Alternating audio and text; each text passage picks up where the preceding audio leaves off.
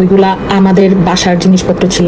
Liver সংক্রান্ত জটিলতায় life সাপোর্টে থাকা কন্টেন্ট ক্রিয়েটর ও অভিনেত্রী কারিনা কাইসারকে উন্নত চিকিৎসার জন্য সোমবার রাত 11টায় এয়ার অ্যাম্বুলেন্সে ভারতের চেন্নাইয়ে নেওয়া হয়েছে। কারিনা কাইসার বাংলাদেশ জুলাই গণঅভ্যুত্থানের সময় সামাজিক যোগাযোগ মাধ্যমে সক্রিয় ছিলেন এবং আন্দোলনের পক্ষে জনমত গঠনে ভূমিকা রেখেছিলেন। দ্য ডিসেন্ট এর আগে এক প্রতিবেদনে দেখিয়েছে, কারিনার রাজনৈতিক অবস্থানের কারণে আওয়ামীপন্থী অনলাইন অ্যাক্টিভিস্টরা তার অসুস্থতাকে কেন্দ্র করে বিদ্বেষমূলক প্রচারণা চালিয়েছেন। এমনকি শত শত পোস্টের মাধ্যমে তার মৃত্যু কামনাও করা হয়েছে। উন্নত চিকিৎসার জন্য কারিনা কাইসারকে ভারতে নেওয়ার পর থেকে ভারতের ক্ষমতাসীন দল বিজেপি এবং পলাতক আওয়ামী লীগের সঙ্গে সংশ্লিষ্ট বিভিন্ন অ্যাকাউন্ট থেকে তাকে ঘিরে নতুন করে প্রচারণা শুরু হয়েছে।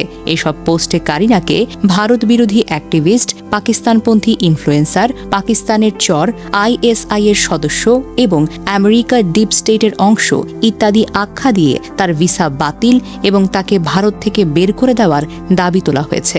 ভারত থেকে পরিচালিত অ্যাকাউন্টগুলো বিশ্লেষণ করে দেখা যায়, অধিকাংশ অ্যাকাউন্টগুলো ভারতের ক্ষমতাসীন বিজেপিকে সমর্থন করে। নিষিদ্ধ আওয়ামী লীগপন্থী অ্যাক্টিভিস্ট সালাউদ্দিন শোয়েব চৌধুরী এর এক এক্সপোস্টে দাবি করেছেন, পাকিস্তানপন্থী ইনফ্লুয়েন্সার ভারতে যাচ্ছেন। ভারত বিদ্বেষী ইনফ্লুয়েন্সার কারিনা কাইসার ভারতের চেন্নাইয়ের একটি হাসপাতালে চিকিৎসার জন্য ভারতীয় ভিসা পেয়েছেন। তাকে এয়ার অ্যাম্বুলেন্সে ভারতে নেওয়া হবে। উল্লেখ্য, 2024 সালে বাংলাদেশ সরকার পরিবর্তনে যুক্তরাষ্ট্রের ডিপ স্টেট ও পাকিস্তানি ISI এর কথিত পরিকল্পনায় কারিনা সক্রিয়ভাবে অংশ নিয়েছিলেন। শেখ হাসিনার পতনের পর কারিনা ও তার পরিবার প্রধানমন্ত্রীর সরকারি বাসভবন থেকে মূল্যবান জিনিসপত্র লুটে অংশ নেয়। এরপর থেকে তিনি ভারত এমনকি হিন্দুদের বিরুদ্ধেও কুখ্যাত প্রোপাগান্ডা চালিয়ে যাচ্ছিলেন। তার পোস্টটি 3.5 লাখের বেশি দেখা হয় এবং প্রায় 4,000 ব্যবহারকারী সেটি রিপোস্ট করেন। সালাউদ্দিন শোয়েব চৌধুরীর পোস্টের পরপরই ভারতের সামাজিক যোগাযোগ মাধ্যমে, বিশেষ করে এক্সে কারিনাকে নিয়ে আলোচনা শুরু হয়।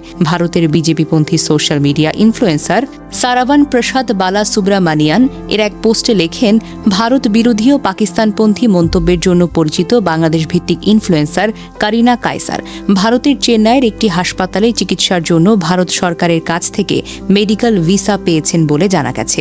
প্রতিবেদনে বলা হচ্ছে, তিনি এয়ার অ্যাম্বুলেন্সে ভারতে যাবেন। এর আগে কারিনার বিরুদ্ধে সমালোচকরা অভিযোগ করেছিলেন, তিনি 2024 সালে বাংলাদেশের শেখ হাসিনাকে ক্ষমতাচ্যুত করা রাজনৈতিক আন্দোলনকে সমর্থন করেছিলেন। অনলাইনে ভারত বিরোধী ও হিন্দু বিরোধী প্রচারণা ছড়ানোর অভিযোগও তার বিরুদ্ধে উঠেছে। আখিল নামে আরেক ভারতীয় ব্যবহারকারী লেখেন, যাদের সম্পূর্ণ ভারত বিরোধী এজেন্ডা আছে তাদের ভিসা দেওয়ার ক্ষেত্রে আমরা কতটা আত্মতুষ্টিতে ভুগছি। এখানে দেখুন কারিনা কাইসারকে, এমন বিষাক্ত একজন মানুষকে কিভাবে ভিসা দেওয়া হয়। এমন ভুলের জন্য আমরা আপনাদেরকে ভোট দেইনি। ভারতের পররাষ্ট্র মন্ত্রণালয়ে এর জন্য কারো না কারো জবাবদিহি করা উচিত। আপনারা লজ্জিত। ইন্ডিয়ান বোকে ভারতভিত্তিক আরেক ব্যবহারকারী লেখেন, কারিনা কাইসার নামে একজন বাংলাদেশি নাগরিক, যার সঙ্গে যুক্তরাষ্ট্রের ডিপ স্টেট ও ISI এর সম্পর্ক রয়েছে এবং যিনি সামাজিক যোগাযোগ মাধ্যমে ভারতের বিরুদ্ধে প্রোপাগান্ডা ছড়িয়েছেন, তিনি কিভাবে চেন্নাইয়ে চিকিৎসার জন্য ভিসা পেলেন? আমাদের ব্যবস্থা কি আপোষের শিকার? জরুরিভাবে দৃষ্টি আকর্ষণ করছি।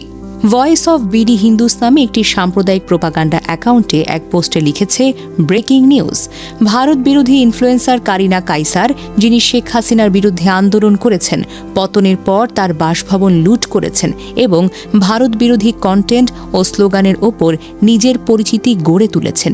তিনি এখন চিকিৎসার জন্য ভারতে যাচ্ছেন ভারতীয় ভিসায়। বাংলাদেশে ভারতীয় হাইকমিশন পুরোপুরিভাবেই দুর্নীতিগ্রস্ত। দ্য ডিসেন্ট এমন অন্তত কয়েক ডজন পোস্ট শনাক্ত করেছে যেখানে কারিনাকে পাকিস্তানপন্থী দাবি করে তার ভিসা বাতিলের জোর দাবি জানানো হচ্ছে এবং তাকে ভারতে চিকিৎসার অনুমতি দেওয়ার সমালোচনাও করা হচ্ছে।